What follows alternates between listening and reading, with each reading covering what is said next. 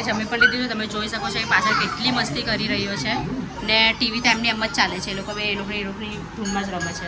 આ એ લોકોને મેં એ લોકોના રીતનું ઘર બનાવી આપ્યું છે. એ લોકો ઘરમાં મસ્તી કરે છે. જો ખબર જ હશે નાના છોકરા હોય એટલે આપણું ઘરની હાલત કેવી હોય છે. મારા ઘરની હાલત બી કંઈક આવી છે. તમને હું બતાવું છું. આવી છે કંઈક. આ એકચ્યુઅલી અમારા સોફા છે ને સોફાની હાલત તમે જોઈ શકો છો કેવી થઈ ગઈ છે. મારી થાય છે. નહીં રિકિન પયું ઊભો થઈ જાય ને તો પાછું. હવે એમાં એવું છે કે પયું એની સાથે આવી રીતના સૂઈને મસ્તી કરે ને તો રિકિનને ખબર નહીં પડે તો રિકિના પર ચડી જાય. પહેલાં ભાઈને વાગી જાય છે ને એ ભાઈ રડે છે. પછી એ પયું છે ને રિકિની કમ્પ્લેન કરવા મારી પાસે આવે છે અંદર. હવે ઊભો થઈ જાય ને તેને બગાડી દઈએ.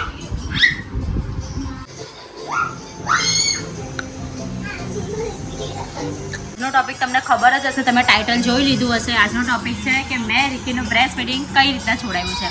તો એકચ્યુઅલી એ કન્ડિશન છે ને આપણી બહુ ટફ હોય મમ્મી લોકોની, બિકોઝ કે 1.5 વર્ષની જર્ની એમને. હા ભાઈ કહું આવું ને આવું છે યાર મારા ઘરમાં. આજુબાજુના સાઉન્ડને થોડો ઇગ્નોર કરજો. હા તો હું તમને એમ કહેતી હતી કે ભાઈ 1.5 વર્ષની જર્ની એ લોકો એમને એમ તો નહીં ભૂલે ને, કોઈ વસ્તુથી એ લોકો અટેચ હોય તો મારી પણ કંઈ આ જ હાલત હતી. મારે કેવું હતું કે ભાઈ મારે મેં નાઇટનું જ હતું, કારણ કે દિવસનું તો મેં છે ને તે છોડાવી દીધું. દિવસમાં મને એટલું હેરાન નહીં કર્યું. મેં ખાલી એક જ વખત એને કીધું હતું કે રિકિન મને હાઈ થઈ છે. મેં એને મારી રીતના કહી દીધું કે હાઈ થઈ છે. ત્યારથી કે હા ભાઈ હાઈ થઈ છે એમ કરીને દૂર ખસી આવતો હતો, પણ હાઈ થઈ છે એમ કે એટલે પાછો એ સૂઈ જતો તેની રાતે. ને તમને તમે કીધું છે કે મેં રિકીને જોડીમાં સુવડાવતી હતી, એટલે મારો એક એ બેનિફિટ હતો કે ભાઈ જોડીમાં સૂઈ જતો હતો. મેં હિંચકા નાખ્યા કરતી હતી એટલે સૂઈ જતો હતો. પણ મતલબમાં એકદમ હાર્ડ હતું. એ નાઇટ ફીડિંગ હતી મારી. નાઇટ ફીડિંગ તો ભાઈ મેં જેમ તેમ કરીને છોડાવી છે રિકીની, કારણ કે નાઇટમાં કેવું હતું કે એ જોડીમાં નહીં સૂઈ. જોડીમાં એ સૂઈ જાય પણ મારે છે ને એને અડધો કલાક મિનિમમ, બસ અડધો કલાકમાં એ ભાઈ પાછો રડે એટલે મેં એને બાજુમાં લઈ લીધી હતી. તો ભાઈ પછી તો નાઇટમાં ઉઠે એટલે મેં એના માટે છે ને જમવામાં બી કેવું હતું, નાસ્તો લઈ જતી હતી, બિસ્કિટ એવું લઈ જતી હતી હું એને. હું છે ને જસ્ટ અંદર રૂમમાં રિકીને સુવડાવીને આવી છું ને હું તમને જ્યાંથી ટોપિક બાકી હતા ત્યાંથી હું ચાલો સ્ટાર્ટ કરું છું કે ભાઈ મને છે ને નાઇટમાં બહુ જ હેરાન થયેલી હતી હું. મને દિવસમાં એટલું મને હેરાન કરી નથી રિકીને. તો નાઇટમાં કેવું હતું કે ભાઈ એ ઉઠે એટલે મારે તેને ગમે તે હિસાબે એને સમજાવી પટાવીને સુવડાવવું પડતું હતું. તો સમજાવવામાં કેવું હતું કે હું એને નાસ્તો આપતી હતી, જેમ કે પોપકોર્ન લઈ જતી હતી, એને ભાવતી વસ્તુ હું લઈને આવતી હતી, બિસ્કિટ લઈને આવતી હતી. પછી દૂધ એ પીતો જ નહીં હતો પહેલેથી. દૂધ બહુ ઓછું હતું ને પછી બહુ જ રડે તો હું એને છે ને ફોનમાં વિડીયો કે એવું કંઈ ચાલુ કરીને બતાવતી હતી. રાતના 2 થી 3ના ગાળામાં મેં એને આ રૂમમાંથી પેલા રૂમમાં એ રીતના હું કરતી હતી.